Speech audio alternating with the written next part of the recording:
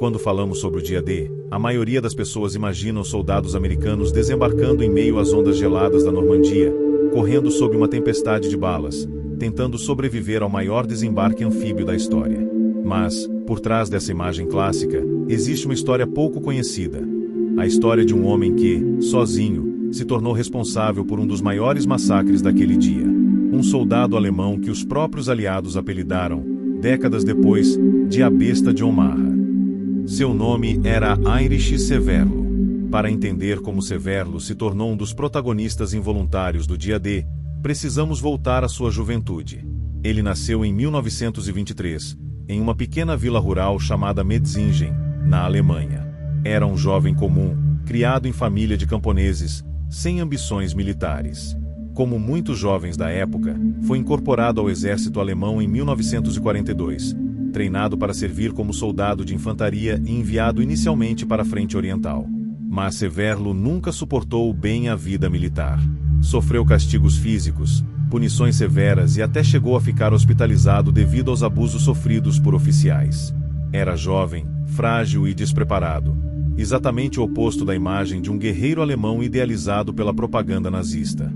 Em 1943, ele foi transferido para a França, para servir na 352ª Divisão de Infantaria, encarregada de defender uma das áreas que os alemães acreditavam ser pouco provável para um desembarque aliado, a Praia de Omaha. A posição de Severlo ficava em um ponto elevado conhecido como WN-62, Widerstandsnest 62, um ninho de metralhadora com vista privilegiada para toda a praia.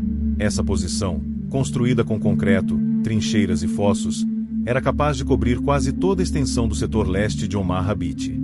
Era um dos pontos mais bem defensáveis de toda a Normandia. Nos dias que antecederam o desembarque, Severlo não fazia ideia do que estava prestes a acontecer. A vida na trincheira era monótona e marcada pela tensão constante, mas nada comparado ao que estava por vir. Na madrugada de 6 de junho de 1944, Severlo e outros soldados receberam ordens para permanecerem em alerta máximo. Ao longe, no horizonte, algo começou a se revelar. Um mar de navios, centenas deles, formando uma linha sólida que parecia impossível de ser derrotada. Pela primeira vez, Severlo percebeu que aquele dia não seria como os outros. Às 6 horas da manhã, começou o bombardeio naval. O céu tremeu. A posição WN-62 foi sacudida repetidamente por explosões que abriram crateras no chão, arrancaram pedaços das trincheiras e deixaram os soldados atordoados. Mas, ao contrário do que os aliados esperavam, o bombardeio não destruiu completamente a posição. Muitas bombas caíram atrás da encosta, deixando o WN-62 relativamente intacta. Isso permitiu algo que mudaria o dia D. Quando os barcos de desembarque americanos começaram a se aproximar, a metralhadora de Severlo ainda estava operacional. Severlo ocupava a MG-42, uma das armas mais temidas da guerra. Conhecida como a Serra Elétrica de Hitler, a MG-42 disparava até 1.200 tiros por minuto, um volume de fogo tão intenso que os soldados aliados acreditavam que várias armas estavam atirando ao mesmo tempo. Severlo estava acompanhado por um observador e um carregador, responsáveis por repassar informações e manter o fluxo constante de munição. Quando as rampas dos primeiros barcos americanos se abriram, Severlo começou a disparar. E, naquele momento, toda a história da Praia de Omaha mudou. As primeiras companhias americanas eram compostas em grande parte por soldados jovens, muitos sem experiência de combate real. Eles saltaram dos barcos diretamente para uma tempestade de tiros. As balas atingiam a água, levantando colunas brancas, ricocheteavam nos coletes, perfuravam capacetes. A praia se transformou, em instantes, em um inferno. Para muitos, não houve tempo de reagir. Muitos barcos foram atingidos antes mesmo de descarregar seus soldados. Homens tropeçavam, se escondiam atrás de obstáculos antitanque, tentavam correr, mas Severlo tinha visão completa da área. Ele disparou continuamente, sem descanso, sem pausa, sem saber exatamente quantas vidas estava tirando. Em seu livro de memórias, escrito décadas depois, Severlo diz lembrar de ter atirado mais de 12.000 tiros de metralhadora e pelo menos 400 tiros de rifle. Isso significa que, por quase 2 horas, ele foi a principal fonte de fogo mortal sobre os setores mais expostos da praia. Estima-se que cerca de 2.000 americanos foram mortos ou feridos em Omaha nas primeiras horas do desembarque. Pesquisadores modernos sugerem que Severlo pode ter sido diretamente responsável por uma fração significativa dessas baixas, talvez entre 500 e 1000 homens. É impossível determinar o número exato, mas seu impacto foi tão brutal que, após a guerra, veteranos dos Estados Unidos passaram a se referir a ele como The Beast of Omaha, a besta de Omaha. Mas ainda mais trágico é entender que Severlo, naquele momento, não era um guerreiro heróico ou fanático.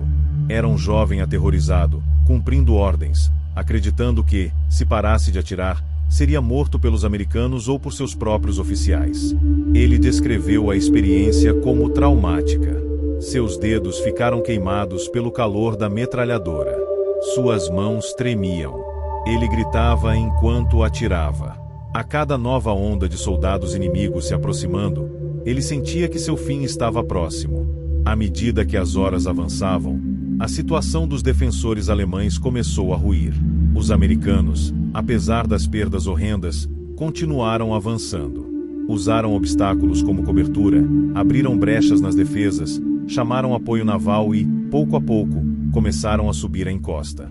Severlo continuou atirando até o último momento possível, até que sua posição foi finalmente invadida. Ele fugiu, tentou se entregar, mas acabou capturado pelos americanos no mesmo dia. Severlo foi enviado para um campo de prisioneiros nos Estados Unidos, onde ficou até o fim da guerra. Durante sua prisão, foi interrogado diversas vezes sobre o que havia acontecido. No entanto, como era apenas um soldado raso, nunca foi tratado como criminoso de guerra. Após a guerra, retornou à Alemanha e tentou retomar uma vida normal. Mas a memória de Omaha o perseguiu para sempre. Ele sofria pesadelos constantes, lembranças vívidas dos homens caindo na praia, gritos, sangue, o som interminável da metralhadora. Nunca se recuperou emocionalmente. Décadas depois, Severlo falou publicamente sobre o que viveu. Não tentou se justificar como herói. Pelo contrário, demonstrava arrependimento profundo, afirmando que carregava um peso que não desejaria a ninguém. Disse que nunca mais conseguiu pensar em 6 de junho de 1944 sem sentir culpa e tristeza. A história de Heinrich Severlo é um lembrete da brutalidade absoluta da guerra, uma máquina que transforma homens comuns em peças de um sistema mortal. A besta de Omaha não foi um monstro por escolha, mas um jovem preso em uma engrenagem muito maior do que ele, onde cada disparo que fazia prolongava sua própria sobrevivência por alguns segundos a mais. Hoje, quando olhamos para as imagens do dia D, é importante lembrar que cada lado daquela praia era composto por homens, alguns invadindo, outros defendendo, todos aterrorizados, todos lutando para sobreviver. Omaha foi um episódio de extrema violência, e a história de Severlo nos força a encarar a guerra não como filmes de ação, mas como uma tragédia humana que deixou cicatrizes em todos os envolvidos. É isso, pessoal. Espero de verdade que você tenha gostado do vídeo de hoje e que as informações tenham sido úteis para você de alguma forma. Se esse conteúdo te ajudou ou se você aprendeu algo novo, não esquece de deixar o like. Isso me motiva demais a continuar trazendo vídeos como este. Aproveita também para se inscrever no canal e ativar o sininho.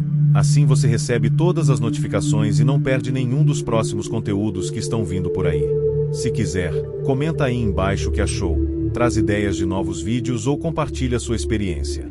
Eu adoro ler os comentários e estou sempre de olho no que vocês sugerem. Muito obrigado por assistir, por apoiar o canal e por fazer parte dessa comunidade. A gente se vê no próximo vídeo. Até a próxima!